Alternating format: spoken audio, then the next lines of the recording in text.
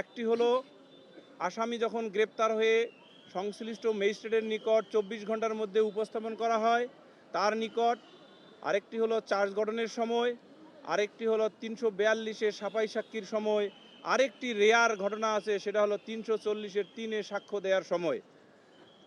এই ঘটনার বাইরে আসামি অন্য কোথাও কোনো কথা বলতে পারে না। সেই কথা বললে কি হয়, সেই কথা অন্যের শেখানো কথা হতে পারে, অথবা জেলখানায় যে আসামিরা যাদের সাথে থাকে সহ প্রিজনারদের কুচক্রর বুদ্ধির একটা অংশ হিসাবে বলতে পারে। আমরা বিশেষ করে 1 নম্বর আসামি সোহেল রানা তার 164 ম্যাজিস্ট্রেট কর্তৃক যথাযথভাবে রেকর্ডকৃত অত্র ট্রাইব্যুনালে পড়ে শোনাই। সেই রেকর্ডকৃত 164 কনফেশনে কোথাও তিনি ডলার নামক শব্দটি উচ্চারণ করেননি। আমরা মাননীয় ট্রাইব্যুনালে বলেছি বিধি বহির্ভূতভাবে 342-এর অধীনে আসামি পরীক্ষার সময় অর্থাৎ সকল ইনক্রিমিনেটিং এভিডেন্স পড়ে শোনানোর সময় আসামি যে ডলার শব্দটি ব্যক্তি হিসাবে বলেছে এটা হয়তো জেলখানায় থাকার কারণে কোনো কুচক্র বা কুচক্রী ব্যক্তি যিনি জেলখানায় তাকে বুদ্ধি দিয়েছেন সেটা দিতে পারেন এবং তার ফলে এটা বলতে পারেন। এগুলো আদালতে বিবেচনার বিষয় নয়।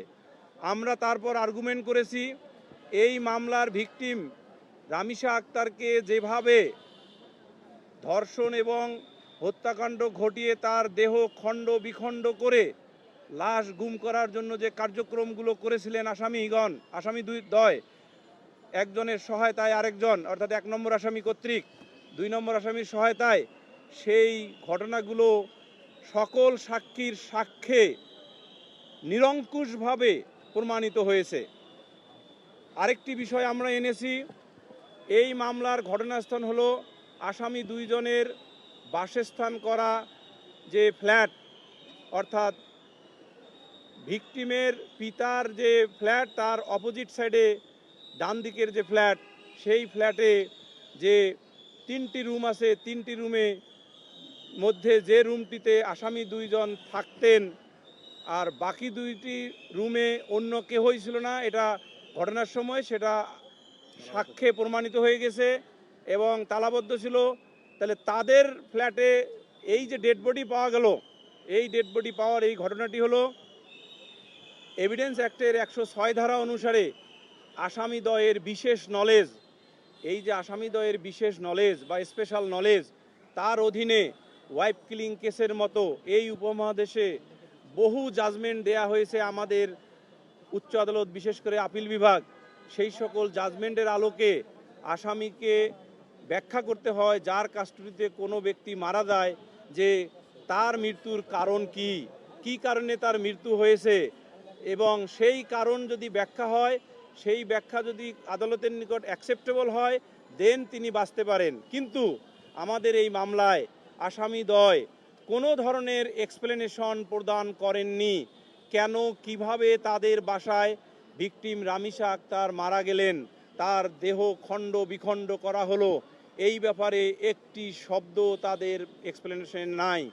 উপরন্ত কি আছে, 1 নম্বর আসামি সোহেল রানার দোষ স্বীকারোক্তি, যাহা সংশ্লিষ্ট ম্যাজিস্ট্রেট কর্তৃক যথাযথভাবে রেকর্ডকৃত, সেই সংশ্লিষ্ট ম্যাজিস্ট্রেট কর্তৃক রেকর্ডকৃত 164 ধারার অধীনে যে কনফেশন দেয়া হয়েছে বা দোষ স্বীকারোক্তি, সেই দোষ স্বীকারোক্তি আসামিদ্বয়ের যে সংশ্লিষ্টতা সেটাও দিবালোকের মতো প্রতিষ্ঠা করে। এই কারণে আমরা পরিষ্কারভাবে আবেদন জানিয়েছি আর্গুমেন্ট শেষে যে এই 2 জন আসামির বিরুদ্ধে প্রসিকিউশন কনক্লুসিভলি বা নিরঙ্কুশভাবে তাদের বিরুদ্ধে গঠিত চার্জের প্রমাণ সাক্ষ্য এবং ম্যাটেরিয়াল দ্বারা প্রমাণ করতে সক্ষম হয়েছে। প্রসিকিউশন উইথ হাম্বল সাবমিশন আদালতের নিকট 2 জনেরই সিভিয়ার পানিশমেন্ট চেয়েছি আমরা, এবং আমরা আশা করি মাননীয় ট্রাইব্যুনাল আমাদের উপস্থাপিত সকল সাক্ষীর সাক্ষ্যের নিরিখে তার স্বীয় বিবেচনায় যথোপযুক্ত শাস্তিমূলক বা শাস্তি প্রদান করে ন্যায় বিচারের স্বার্থে দৃষ্টান্তমূলক রায় প্রদান করবেন। এবং আমরা এও জানাচ্ছি মাননীয় ট্রাইব্যুনাল আগামী রবিবার এই মামলার রায় ঘোষণার তারিখ নির্ধারণ করেছেন ট্রাইব্যুনালের স্বীয় বিবেচনায়। ধন্যবাদ সকলকে। রাষ্ট্রপক্ষ থেকে আমরা কিন্তু ক্লিয়ার করে দিয়েছি এভিডেন্স অনুসারে যে তারা এই অপরাধ ঘটিয়েছেন। আর স্টেট ডিফেন্স লয়ারের পক্ষে আপনারা খেয়াল করেছেন উনি একটা সাক্ষ্যের কথা বলেছিলেন যে উনি ঘটনার সময় নেশাগ্রস্ত ছিলেন। আমরা চ্যালেঞ্জ করেছি যে এন্টায়ার এভিডেন্স অফ আইও মানে PW16 তার কোথাও নাই বা তার জবানবন্দিতে নাই, পরে উনি দেখাতে পারেননি, তার মানে প্রমাণিত হয় যে উনি ঘটনার সময় নেশাগ্রস্ত ছিলেন না। আরেকটি বিষয় যেটা আপনি বলেছেন 201 ধারায় শাস্তি কামনা করেছেন বা শাস্তি চেয়েছেন, একই সাথে কিন্তু তারা যাবজ্জীবনও চেয়েছেন যে যেহেতু আসামি মাপ চেয়েছে, কিন্তু আমরা আমাদের প্রসিকিউশন পক্ষে চেয়েছি সিভিয়ার পানিশমেন্ট।